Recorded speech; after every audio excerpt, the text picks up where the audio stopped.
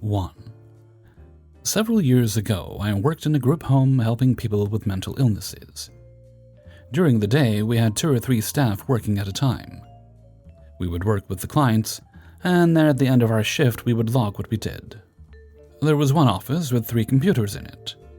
One day, I came in, and the chair for one of these 3 desks was broke. It was obviously unsafe to sit in. I asked my coworkers if anyone had reported this to our manager.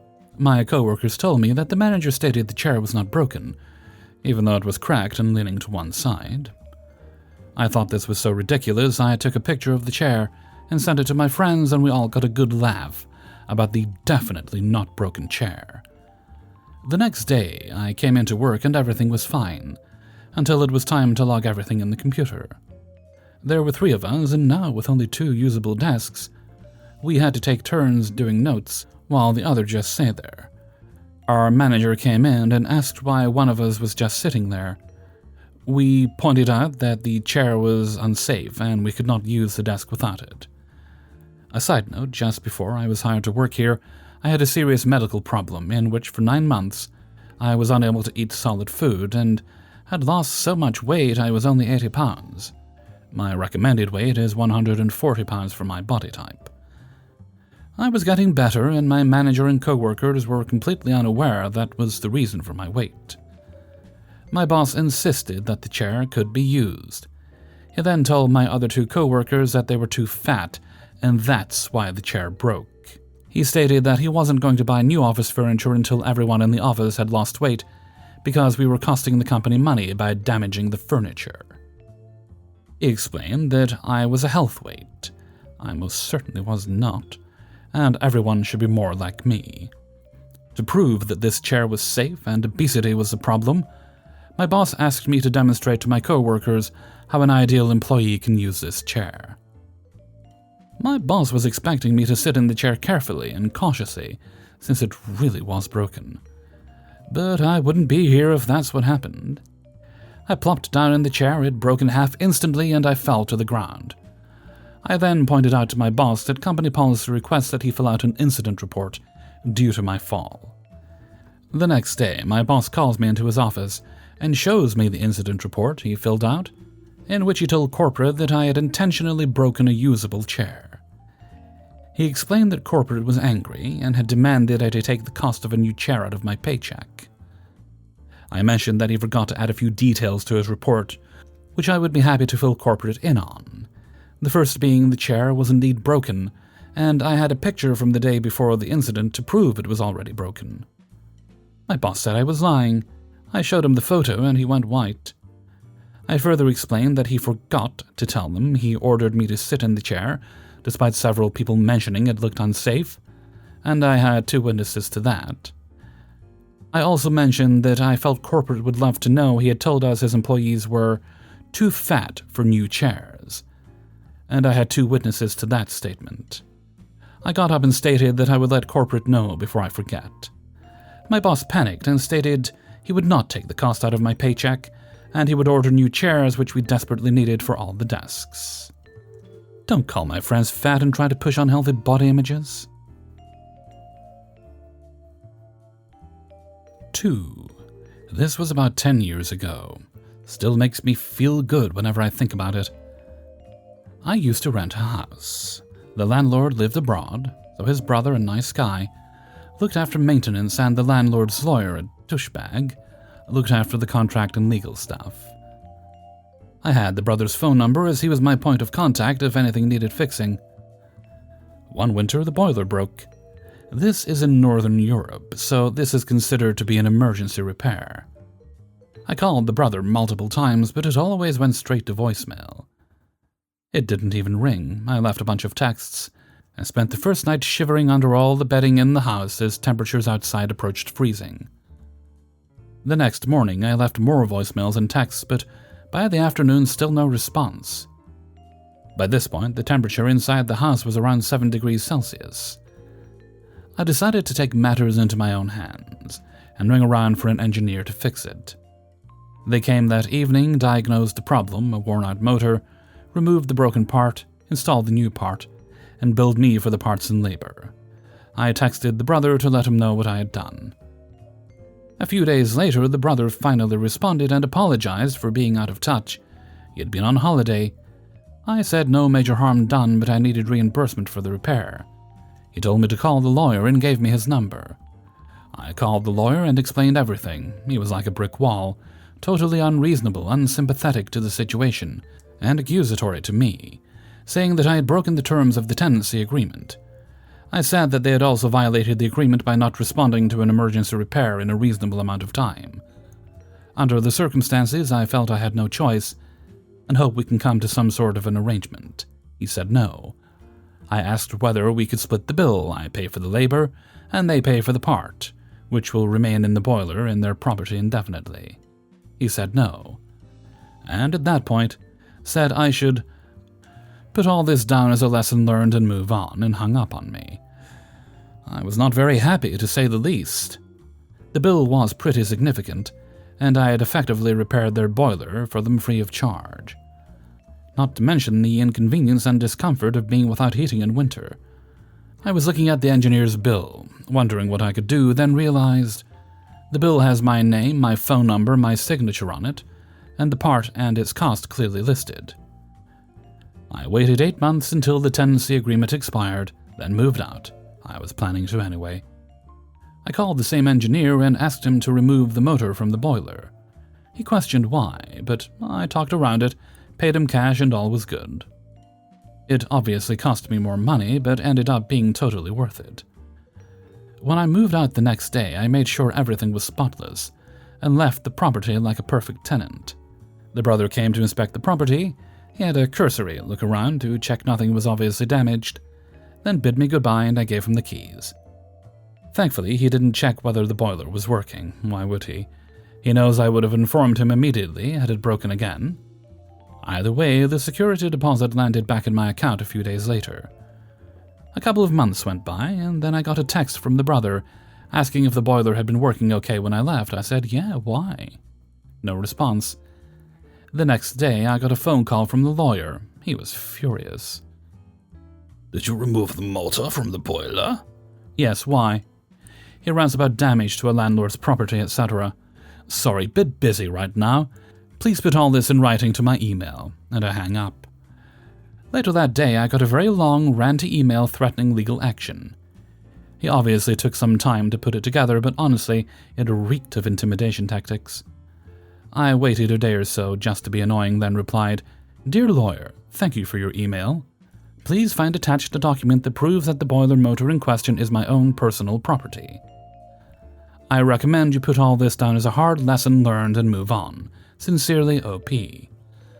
I attached the engineer's original bill and clicked send. Never heard back. To this day, I'm not 100% sure I was legally in the clear, but it was definitely worth the risk, knowing that they had to pay for it in the end. 3. Years ago, I was a cook at a well-known fast casual restaurant, known for their large burritos and charging extra for guac. I worked hard because the place was very understaffed given the number of customers that came in. Management was understanding when we had to cut corners to make sure people did not wait for food. One of the rules we had to follow before cooking rice was to rinse the raw rice 3 times until the water runs clear. Vague? I know. How clear is clear? What if after 3 rinses the water is not clear? 3 times and runs clear? Or 3 times or runs clear, who knows? I did not ask. Most of the time we would give the rice 1 or 2 rinses before throwing it into the cooker. Never had any problems with customers complaining about it, and we never ran out of rice.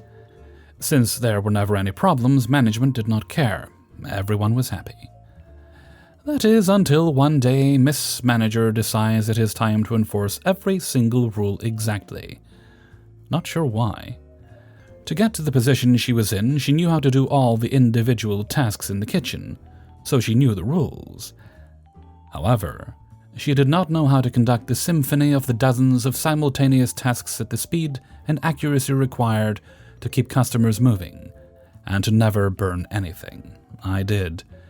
She did not know which corners were okay to cut and which ones were not. I did.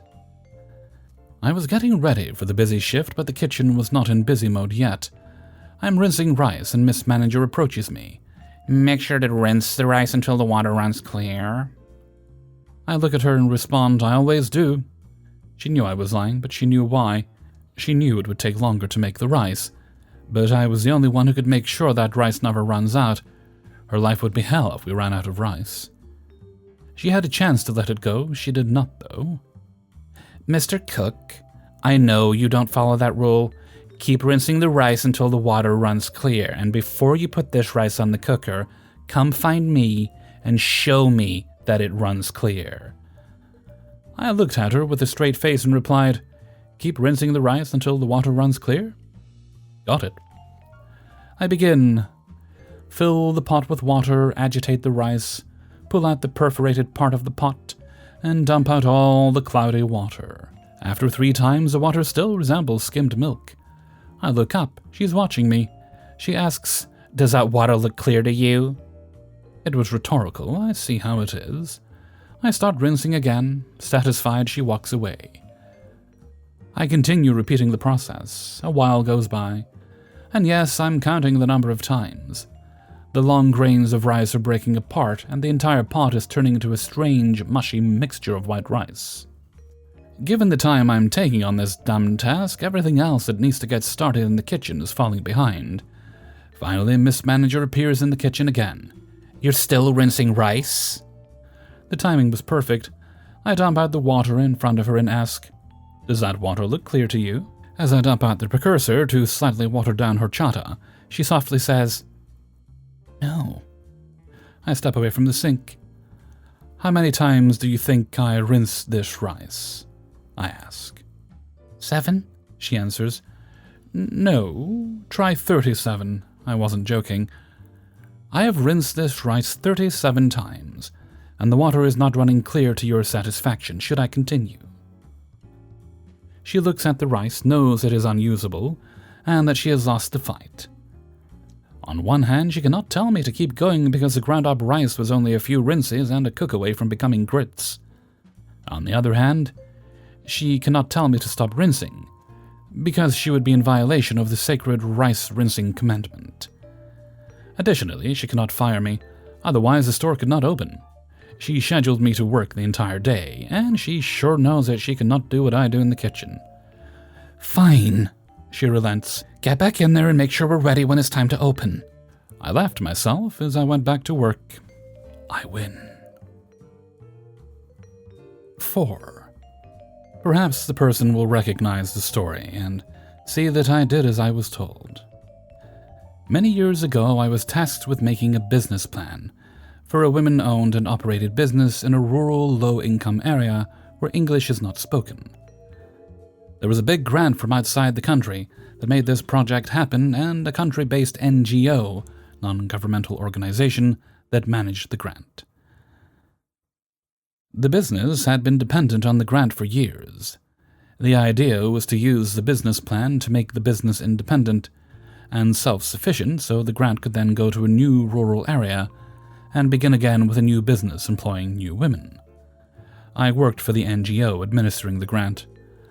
I explained that I was not the best person to do a business plan because 1, I don't speak the language, 2, I never owned a business, 3, I don't have a business degree, nor have I ever taken a business course, and 4, I don't have any experience or knowledge of what a business plan is. They insisted that none of the above disqualify me from making a business plan for this project. I should also say that I don't have the internet to help me. The internet was 3 long bus rides away and would require a stay overnight at a hotel, where I would use an expensive internet cafe that had viruses and keystroke loggers, and charged by the minute. The 90s. This would all be on my dollar, so I didn't do it. I didn't have a car. The town had 1 phone line with no outlet. It was just a piece of copper wired to an old phone, guarded by the guy who also reads all your mail. Phone calls were expensive. I imagined that a business plan assessed the efficiency of use of assets and also tracked and categorized all income and expenses. This was the basis for my plan. I started asking questions, and I was asked for the finished plan. I explained that I was taking a bit longer than expected because of language barriers, but a description of the grant would help. I got a pile of unorganized papers. Some of the papers were in English. I found out that the grant purchased a truck to collect and deliver raw materials and finished products. There were no vehicles in the village. A bus came through, but no one owned the vehicle. No one had ever seen a truck. Also, it said that the grant purchased the building of the business. However, in talking with the locals many times using redundant terms and phrases to ensure understanding, I learned that the building was rented. I met the owner, who had no affiliation with the business. They just sat collecting rent money each month. This was surprising because I had been told by the NGO that the building was owned by the business. I imagined that somewhere there was someone in the capital city sitting on a fat stash of cash enough to buy a house and driving a free truck to their summer house with a pool. It occurred to me that they picked me to make the business plan because I wouldn't do a thorough job and find these discrepancies. They also would not expect me to report their embezzlement to the organization doing the embezzlement. However, that is what I did. I told the NGO that self-sufficiency would always be a long way off if the business was hampered by rent that was more than collective monthly wages. I mentioned that selling the truck might help, as it appeared to not be used for the purposes listed in the grant. I sent my business plan in. The country that provided the grant visited.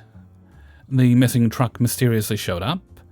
The ambassador person was surprised to see me in this rural village. It looked like I was not from there, and they spoke some English. They asked if I lived there. I said, yes. They asked if I knew what was going on. I said, yes. The NGO person from the capital was there and overheard.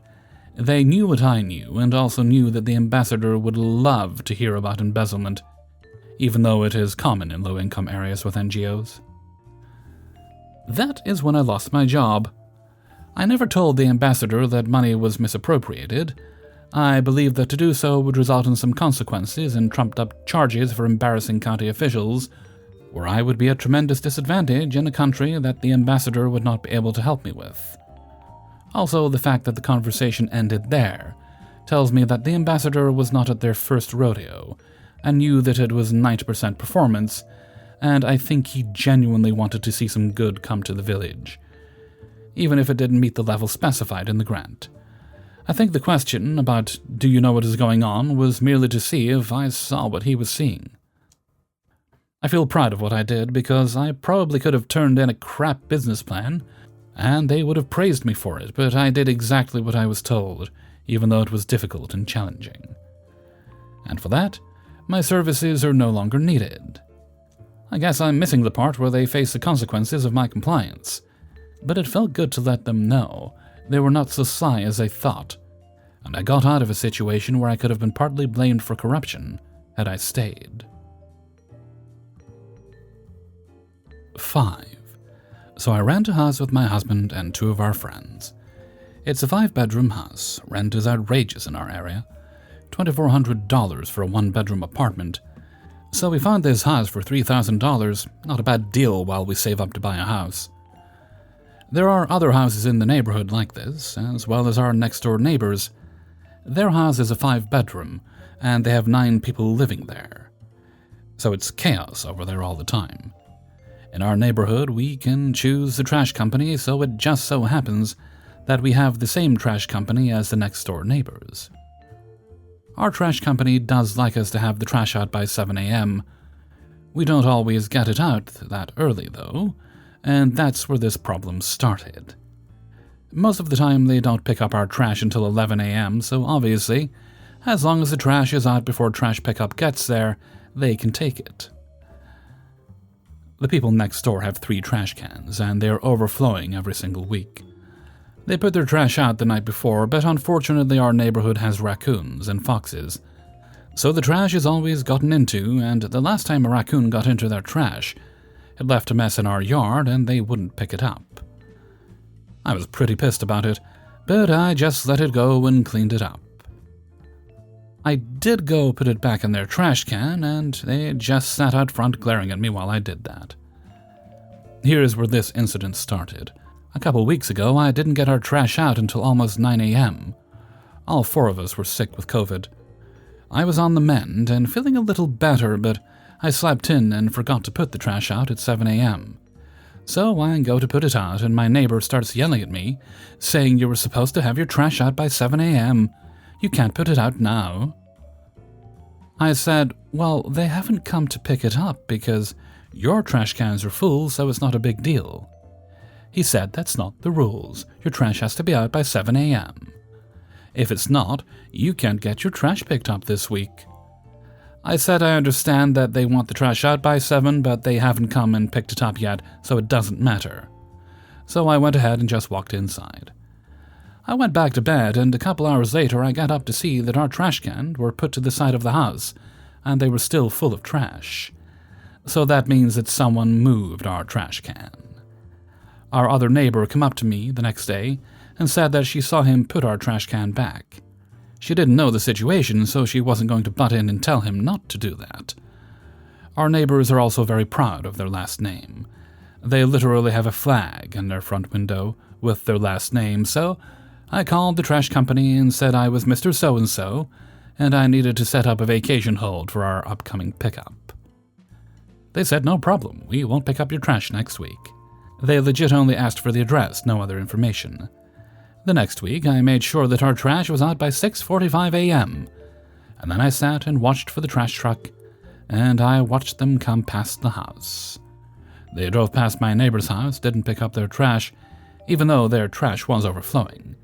Picked up ours and the other few people who also have them and left.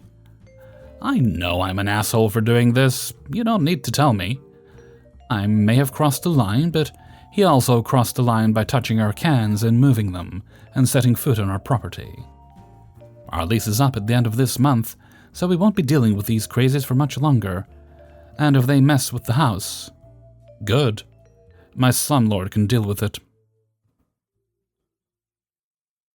Hey everybody, Hellfreezer here, and thank you very much for listening to Revenge is Ice Cream, episode 262, and thank you very much to everybody who allowed me to use their stories in this video. Also, if you take a look in the description, it's a little easier on desktop, but if you take a look in the description, you'll see links to all the Hellfreezer goodies. That is a Patreon link if you'd like to support the channel. There's also a Twitter link and my shiny Discord link if you'd like to pop on over to the Discord community. We've got a good community of people over there. We do not tolerate poopy heads. If someone tries to be a poopy head, they do get a chance not to be, depending how egregious their crimes are, and then we boot them. Some crimes have been very egregious, so they're booted immediately. No second chances. And also the Hellfreezer merchandise store with all the shiny, lovely Hellfreezer merchandise. Nom nom nom nom nom. Well, don't eat it, you wear it, but you might find something you like. You've got t-shirts, mugs, hoodies, possibly other things. My mind's going blank. And if there's something we don't have you like, let me know and I'll see if we can add it. Okay, now let's see. Let's move on to Hellfreezer's question of the day. And today's question is, do you wear shorts in summertime? Or are you a miserable sod like me and you wear trousers, well, in my case jeans, all year round? I'm just not a shorts person. It's never been a fashion item that I've enjoyed. I haven't worn shorts since I was a kid. So I'm usually t-shirt and jeans. Black jeans because I'm smart. I don't know. I like black. What can I say?